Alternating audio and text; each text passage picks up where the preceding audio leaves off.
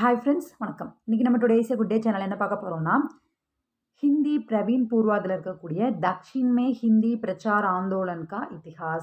அதாவது தென்னிந்தியாவில் दक्षिण में हिंदी प्रचार आंदोलन का हिंदी प्रचार இயக்கத்தினுடைய வரலாறு அப்படின்றது தான் இந்த இந்த பார்ட்டில் இந்த புக்கில் வந்து இது சம்மந்தமான கொஷின் ஆன்சர்ஸ் தான் வரும். இப்போது இதில் ஃபஸ்ட் லெசனோட சாராம்சம் நம்ம பார்க்க போகிறோம். दक्षिण में हिंदी प्रचार आंदोलन से पूर्व दक्षिण भारत में हिंदी की स्थिति एवं प्रभाव. தக்ஷின் அதாவது தென்னிந்தியாவில் வந்து ஹிந்தி பிரச்சார் இயக்கத்தினுக்கு முன்னால் தென்னிந்தியாவில் வந்து ஹிந்தியினுடைய நிலைமை மற்றும் அதனுடைய தாக்கம் எப்படி இருந்தது, இந்த பிரச்சார இயக்கம் வர்றதுக்கு முன்னாடி ஹிந்தியோட நிலைமை எப்படி இருந்தது இந்த தென்னிந்தியாவில். हमारा भारत विशाल और पुराना देश है. நம்முடைய பாரதம் மிகப்பெரிய மற்றும் பழமையான நாடு. इसलिए यहाँ कई भाषाएं बोली जाती हैं. அதனால் வந்து இங்கே நமக்கே தெரியும் நிறைய மொழிகள் பேசப்படுகின்றன. தமிழ், ஆங்கிலம், ஹிந்தி, தெலுங்கு, உருது, மராத்தி அந்த மாதிரி நிறைய மொழிகள் வந்து பேசப்படுகின்றன. गांधी जी ने समझा कि सभी भाषा भाषियों को जोड़ने के लिए एक संपर्क भाषा की ज़रूरत है.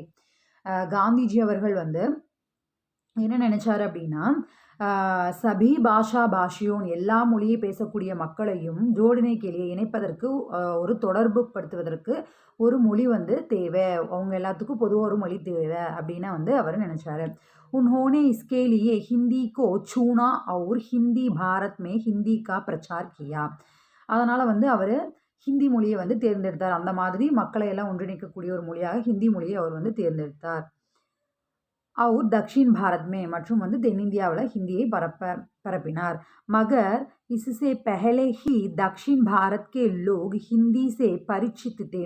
ஆனால் இதுக்கு முன்னாடியே இங்கே இருக்கக்கூடிய மக்கள் வந்து ஹிந்தி வந்து அறிமுகமானவர்களாகத்தான் இருந்தாங்க, ஹிந்திக்கு பரிச்சயமானவர்களாகத்தான் இருந்தாங்க. अनादिकाल से भारत के लोग अपने को एक देश के निवासी मानते आ रहे हैं. பழங்காலத்திலிருந்தே மக்கள் எல்லாருமே இந்த பாரதத்தில் எல்லாருமே வந்து ஒரே மக்கள் தான், எல்லாருமே வந்து இந்த நாட்டினுடைய குடிமக்கள் தான் அப்படின்ற மாதிரி ஒன்று தான் அப்படின்ற நினைப்பில் தான் இருந்தாங்க. அப்போ இருந்தே அந்த மாதிரி தான் வாழ்ந்து வருகிறார்கள். ராமாயண், மகாபாரத், பாகவத் ஆதி பூரே பாரத் மே படே ஜாத்தே ஹே. மகாபாரதம், ராமாயணம், இந்த மாதிரி பகவத்கீதை இது எல்லாமே வந்து முழு பாரதம் முழுவதுமே படித்திருக்கிறார்கள். பாரத் கே हर क्षेत्र में राम, लक्ष्मण, सीता, कृष्णा, अर्जुन, द्रौपदी, यशोदा आदि पौराणिक पात्रों की कथाओं का प्रभाव नजर आता है. இந்த பாரதத்தில் வந்து எல்லா பகுதிகளிலுமே வந்து ஹர் க்ஷேத்திரமே எல்லா பகுதிகளிலும் ராமர், லக்ஷ்மணன், சீதா, கிருஷ்ணா இவங்க எல்லாரை பற்றி, யசோதா இவங்க எல்லாரையும் பற்றியும் அந்த புராண கதாபாத்திரங்கள், அவங்களாம் புராணங்களில் தானே வராங்க. ஸோ அந்த மாதிரி பௌராணிக் பாத்ரோங்கி அப்படின்னா புராணங்களில் வரக்கூடிய அந்த கதாபாத்திரங்களை வந்து அவங்களுடைய தாக்கம் எல்லாருக்கும் இருந்தது, அவங்கள பற்றி எல்லாருக்குமே தெரிந்திருந்தது. ஏன்னா அவங்களுக்கு வந்து ஆல்ரெடி அந்த அந்த இதை வந்து அந்த ஸ்டோரிஸை வந்து இவங்க எல்லாரும் படிச்சிருக்கோம். केरल के जगत गुरु आदि शंकर, तमिलनाडु के स्वामी श्री रामानुजाचार्य, कर्नाटक के स्वामी श्री मध्वाचार्य आदि आचार्यों ने भारत भर में भ्रमण किया और संस्कृत में भक्ति का प्रचार किया.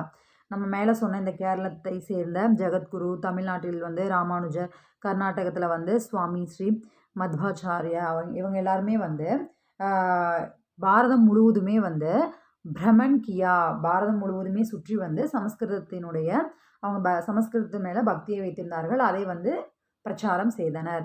जैन और बौद्ध भिक्षुओं ने भी दक्षिण भारत आकर धर्म प्रचार किया. அதே போல தான் ஜெயின மற்றும் புத்த பிக்ஷுக்களும் வந்து இந்த தக்ஷின் பாரதத்தில் அவங்களுடைய தர்மத்தை வந்து பரப்பினர். उत्तर भारत के अनेकों साधु संत, सन्यासी और तीर्थ यात्री दक्षिण के रामेश्वरम, कन्याकुमारी जैसे तीर्थों और मंदिरों के दर्शन करने आया करते थे. அதே போல தான் இங்கிருந்து தென்னிந்தியாவிலேருந்து எப்படி வந்து எல்லாருக்கும் வந்து தெரியுமோ அந்த மாதிரி யாத்திரைகள் பயணம் செய்வதற்காக எல்லா பக்கமும் செஞ்சுருக்காங்களோ அந்த மாதிரி வட இந்தியாவிலிருந்தும் உத்தர் பாரத் வட இந்தியாவிலிருந்தும் வந்து நிறைய சாதுக்கள், சன்னியாசிகள், தீர்த்த யாத்திரை மேற்கொள்கிறவங்க இவங்க எல்லாருமே வந்து இந்த தென்னிந்தியாவிலும் வந்து ராமேஸ்வரம், கன்னியாகுமரி போன்ற இடங்களுக்கு சென்று அங்கே இருக்கக்கூடிய மந்திரோங்கே தர்ஷன் கர்னே அங்கே இருக்கக்கூடிய கோயில்களில் வந்து தரிசனம் செய்வதற்காக வந்திருக்கின்றனர். ஆயா கர்த்தே தே उन तीर्थ यात्रियों को ठहराने के लिए राजाओं ने धर्मशालाएं स्थापित की थी. அந்த யாத்திரிகம் செய்யக்கூடிய அவங்களுக்கு எல்லாவுக்காகவும் அவங்க டஹ்ரானே கேலியே தங்குவதற்காக இங்கிருந்த ராஜாக்கள் எல்லாம் வந்து தர்மசாலைகளை நிறுவினர். உன் மகானோங்கோ கோசாயி மட் புகாரா ஜாத்தாகை அந்த அந்த இடங்கள் வந்து கோசாயி மட் அப்படின்னு அழைக்கப்பட்டது. உன் धर्मशालाओं ठहरने वाले साधु संतों से ज़रूरी बातचीत करने के लिए राजा की तरफ से द्विभाषी नामक कर्मचारी नियुक्त किए जाते थे. உன் தர்மசாலாவும் அங்கே வந்து அந்த தீர்த்த யாத்ரீகர்கள்லாம் தங்குறாங்களே அந்த சன்னியாசிகள்லாம் தங்குற இடத்துல வந்து அந்த சாதுக்கள் கூட பேசுவதற்காக ராஜா வந்து ஏன்னா வந்து அவங்களுக்கு தேவையான உதவிகள் செய்யணும், அவங்களுக்கு என்னென்ன தேவை அப்படின்னு கேட்டு அறிந்து செய்யணும் அப்படிங்கிறதுக்காக ராஜாக்கள் வந்து திபாஷி அப்படின்னா 2 மொழிகள் பேசக்கூடிய கர்மச்சாரி வேலையாட்களை வந்து நியமித்திருந்தனர். உன் திபாஷிयों को उत्तर भारत के मेहमानों से हिंदी या हिंदुस्तानी या उर्दू में बातचीत करना அனிவாரியதா. ஸோ அவங்க வந்து அந்த வேலை செய்யக்கூடிய வேலையாட்கள் வந்து அவங்க கிட்ட வந்து ஹிந்தி, உருது, ஹிந்துஸ்தானி போன்ற மொழிகளில் பேசுவது கட்டாயமாக இருந்தது. ऐसे द्विभाषियों की सहायता से अन्य साधारण लोग भी हिंदी या हिंदुस्तानी अवश्य पढ़ लिया करते थे. அந்த மாதிரியான 2 மொழிகள் பேசக்கூடிய மக்களோட சேர்ந்த சாதாரண மக்களும் கூட வந்து ஹிந்தி, ஹிந்துஸ்தானி போன்றவற்றை வந்து படித்தனர். प्रमुख मंदिरों के पुजारी भी उत्तर भारत के तीर्थ यात्रियों के संपर्क से थोड़ी बहुत हिंदी बोल लेते थे. பிரமுக் மந்திரம் முக்கியமான சில கோயில்கள்லாம் இருக்கும் இல்லையா, அங்கே எல்லாம் இருக்கக்கூடிய பூஜாரிகள் பூசை செய்யவங்கெல்லாம் வந்து அந்த வட இந்தியாவிலேருந்து வரக்கூடிய யாத்திரிகம் செய்யக்கூடியவங்களோட சம்பர்க் சே தோடி பகுத் தொடர்பு பேசிக்கொள்வதற்காக வந்து கொஞ்சம் வந்து ஹிந்தியை வந்து பேசினர். हैदराबाद के निज़ाम, तंजावुर के मराठे शासक, आरकाट के नवाब, मैसूर के सुल्तान हैदर अली और टिप्पू उर्दू का समर्थन करते थे. இவங்க எல்லாரும் வந்து உருது மொழிக்கு ஆதரவாக இருந்தனர் மேற்குறிப்பிட்டவங்க எல்லாம். केरल के तिरुवितांकूर और कोचीन के महाराजाओं के दरबार में भी हिंदी विद्वान थे. கேரளத்தினுடைய கேரள் கே திருவிதாங்கூர் और கொச்சின் கே மகாராஜா இங்கெல்லாம் வந்து அவங்களுடைய சபையில் தர்பாரில் அரசவையில் வந்து ஹிந்தி வித்வான்களும் இருந்தனர். வே ராஜா ஸ்வயம் ஹிந்தி பாஷா சீக்தே தே. அவங்க வந்து அங்கே இருக்கக்கூடிய ராஜாவும் வந்து ஹிந்தி கற்றுக்கொண்டிருந்தார். ஸ்ரீமான் ஸ்வாதி திருநாள் ஸ்ரீராம் வர்மா திருவிதாங்கூர் கே ராஜா தே. उन्होंने हिंदी में जो पद लिखे हैं वे सूरदास के पद के समान सुमधुर हैं. ஸ்ரீ ராம்வர்மா திருவிதாங்கூரோட ராஜாக இருந்தார். அந்த ராஜா வந்து அவர் எழுதின ஹிந்தியில் வந்து அவர் வந்து ஒரு போயட் எழுதினார். அது எப்படி இருக்கும் அப்படின்னா சூர்தாஸ் இருக்கார் இல்லையா, ஹிந்தியில் புகழ்பெற்ற கவிஞர், அவருடைய அந்த பதுக்கு சமமானதாக ரொம்ப இனிமையானதாக இருந்தது.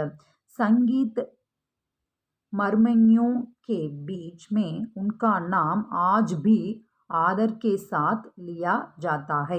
இப்போ கூட அவருடைய அந்த சங்கீத் மர்மஞ்ஞோ அப்படின்னா இப்போ இருக்கக்கூடிய அந்த லெவலில் கூட அவருடைய அந்த பெயர், அவர் எழுதின அந்த போயத்துக்காக அவருடைய பெயர் வந்து இன்னும் மரியாதையுடன் வந்து வழங்கப்படுகிறது. இன்னும் வந்து அவருடைய போயம் வந்து புகழ்பெற்றதாகத்தான் இருக்கிறது. दक्षिण भारत में पहले छोटे छोटे राजा थे. दक्षिण भारत வந்து முதல்ல வந்து சிறிய சிறிய ராஜாக்கள் இருந்தனர். ये राज्य अपने लिए अलग फौज रखते थे. அவங்க வந்து தங்களுடைய ராஜ்யத்தில் சிறிய சிறிய இராணுவத்தை வைத்திருந்தனர். தனக்கென ஒரு தனித்தனி இராணுவ வீரர்கள், இராணுவ படைகளை வைத்திருந்தனர். उन फौजों में उत्तर भारत के राजपूत, पंजाबी, मराठे वगैरह अन्य भाषा भाषी ஜவான் பி தே. அவங்க தனக்கென ஃபவுஸ் அப்படின்னா அந்த இராணுவ படைகள் வைத்திருந்தனர். அந்த இராணுவ படையில் வந்து வட இந்தியாவை சேர்ந்த ராஜ்பூத், பஞ்சாபி, மராட்டே வகைரா அதை சேர்ந்த அந்த மாதிரியான வகைரா பேசக்கூடிய மொழி பேசக்கூடிய ஜவான்களையும் வைத்திருந்தனர். உன் ஃபௌசோமே முஸ்லமான் யௌதா பி தே அந்த படைகளில் முஸ்லிம் படை வீரர்களும் கூட இருந்தனர்.